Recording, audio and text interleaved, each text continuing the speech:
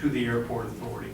The plaintiffs sought an injunction preliminarily. That was denied by the court. There is presently a final hearing that is scheduled sometime in the future. That case is ongoing. Finally, there's validation of the airport authority bonds. The Superior Court validated those bonds. The Superior Court, in its order, gave the green light that those bonds be closed for the purposes of this project. The plaintiffs or the petitioners or the interveners in that case appealed to the Georgia Supreme Court. That appeal is pending. It is because of that appeal right now that those bonds are unable to financially close to provide the funding. And that's the status of the various pieces of litigation. Okay, thank you. I'd like to say one more thing, just so that both sides be balanced, and I've thought about saying this the last couple of months. I worked for the Office of Air Transportation for many years. I managed it.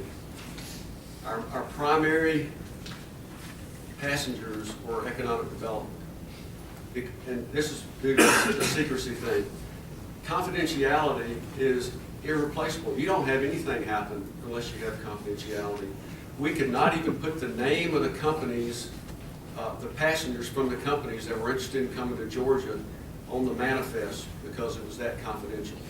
And if word got out that they were being exposed to the media and to come into Georgia, they might just decide that they were interested in going somewhere else, and that happens a few times. Bass Pro Shop was 24 hours from not coming to Macon because that leaked out. So I think it's a very strong point that unless economic development confidentiality is maintained, then things aren't going to happen in this county. There's no possibility. To get consensus of everybody in this county, it will never happen. Just one other thing, I try to get on the phone at night and call constituents, 2 or 3, and spend about an hour on the telephone.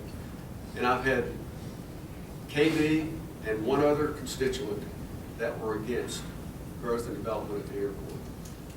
And that's talking to 200 or 300 people over the last few months. Thank you. That's the conclusion of a regular business. There's no executive session.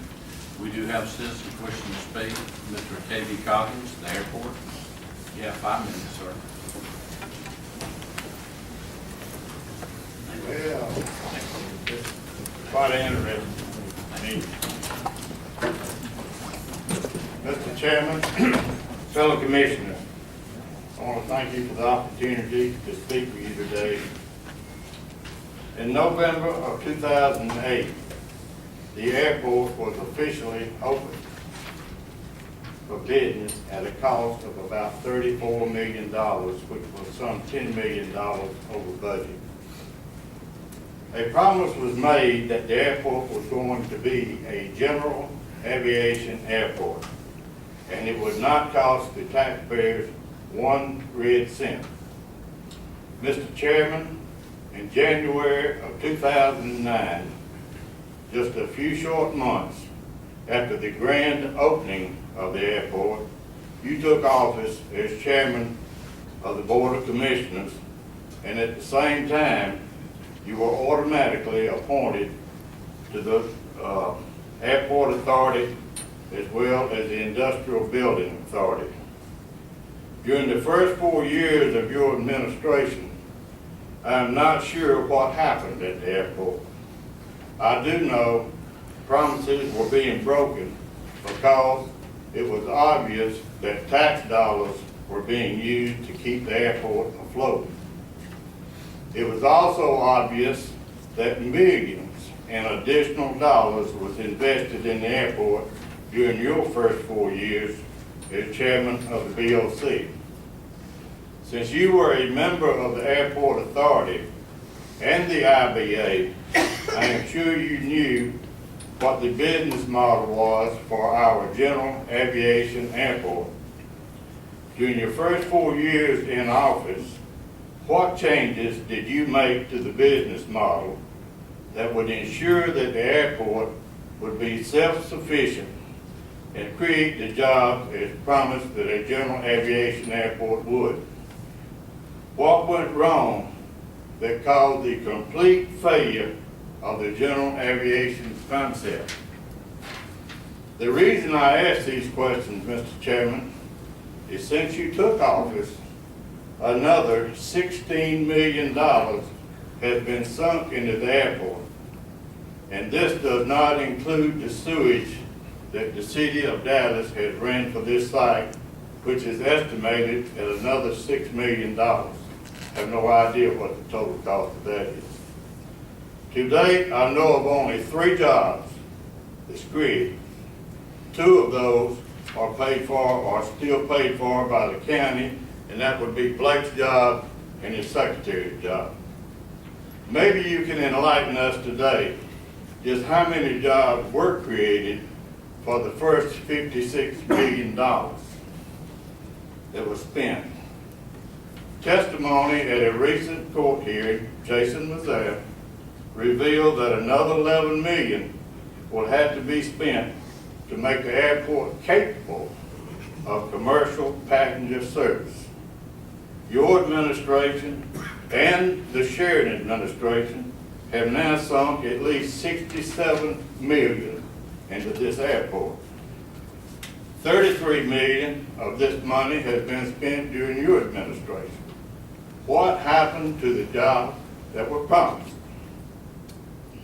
You have proposed spending another $38 million in your 5-year plan. Mr. Chairman, you and the 30 members of the Board of Directors of the Paulding County Chamber have implied in a full-page ad at the airport will create between 2,000 and 3,000 new jobs by attracting a variety of aerospace business near the airport. That will generate an estimated $350 million for the local economy. I listened to you in the state of the county address, and correct me if I'm wrong, but nowhere did you discuss a business plan that would come close to generating 2,000 to 3,000 new jobs. I do recall you making reference that one plane would generate the same amount of ad valorem revenue as 55 homes. I found this statement to be unbelievable. Of the 49 planes that are registered currently here in Paulding County, a total of $62,031.79 was collected in ad valorem taxes in the year 2013, which averages out to about $1,266 per registered plane.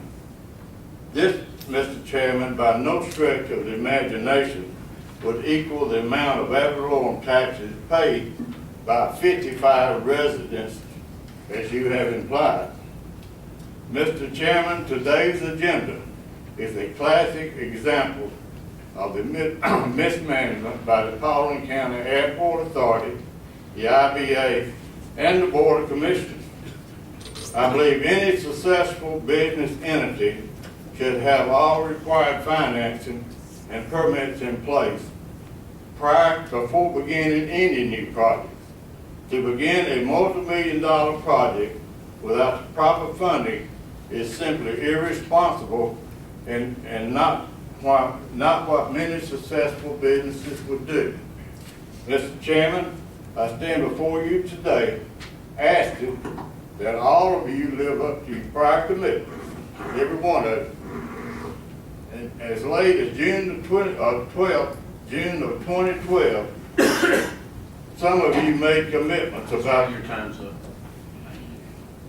man should stand as good as his word. Thank you. Ms.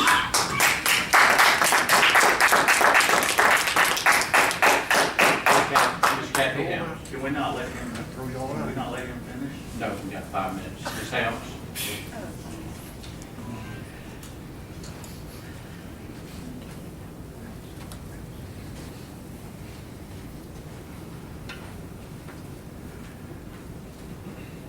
Thank you, Mr. Coggins. I wish I'd like to get with you at the end and see that. I have laryngitis, so I'm going to be struggling to speak here. So get the mic as close as I can. I come to you before you today, confused as to why resolution 1403 and 1404 appear on your agenda. Let's go back to the beginning of this airport debacle. The one that would bring all those jobs and not cost taxpayers a dime. The General Aviation Airport. The citizens of Paulding voted against this airport, any funding or otherwise, twice. I have the ballot from the first vote. They did vote.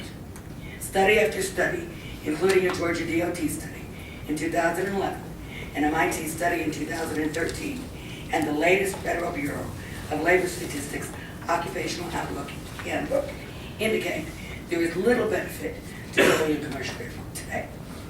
The cost far exceeds the return on investment, as evidenced by the ever-growing cost to the taxpayer since construction began on this airport in 2004. Jobs in aviation-related fields are declining and are expected to slip further through the year 2022. Running out of money, thus building the runway shorter than specified and giving the taxiway narrower than the plans called for is not, in my opinion, a valid reason to pour more money into this project. As the owner of a specialty trade construction company, we cannot short our project and expect others to bear the increased cost of goods and labor because of poor estimates. We must build those costs into the original bid and lock in the raw material costs. We keep hearing the FAA will pay 90% of the expansion. There are no guarantees the FAA will reimburse any of those costs. And upon closer examination, they may decide the runway extension and taxiway widening were supposed to be included in the original design plan. Will they agree to fund the same thing again? This phase of the airport has moved forward despite objections and other actions by an increasingly growing number of concerned citizens. We've had to rely on outside sources to give us much sought after information about airports, the effects they would have on our quality of life, and the devastating effects on our environment. But for some bumps in the road, you insist on moving forward without even addressing those concerns or objections in a public setting. The promise of jobs is not enough. We've heard this song and dance many times before, from the housing boom that brought with it many retail outlets, the General Aviation Airport, and the movie studio. Your dreams of big money and jobs appear to be just that. With no track record, no success as a company, and no financial statements, you have decided that Silver Terminal Partners is capable of bringing jobs and reducing tax liability for the citizens of Paulding County. I surely wish that you would share with us the reasons and the evidence you used to support those decisions. It's been nearly 2 years since the original agreement was signed. I'm going to move forward because I'm having a hard time. Please take note. I am not opposed to industry, good paying jobs, and private enterprise bringing those services to our airport in our county. I believe those things can be accomplished without commercial air service and with minimal cost to the taxpayers. Bring on the jobs, bring on the industries, and leave the commercial flights at Hartsfield-Jackson International Airport where they belong. As you consider your vote on these two resolutions later today, I beseech you to not sidestep the concerns and objections of citizens. Do not think ignoring those bumps that have prevented this project from moving forward will go away. I see behavior much like a small child wanting to get his way and manipulating the circumstances to fit a win. Mr. Chairman, you were elected to represent all the people of Paulding County, not just a few. There are many questions that have gone unanswered for many months. I trust you will hear us. Listening is a critical part of communication.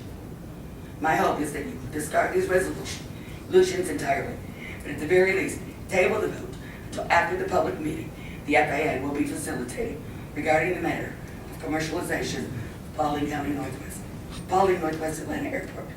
Just because you can doesn't mean you should.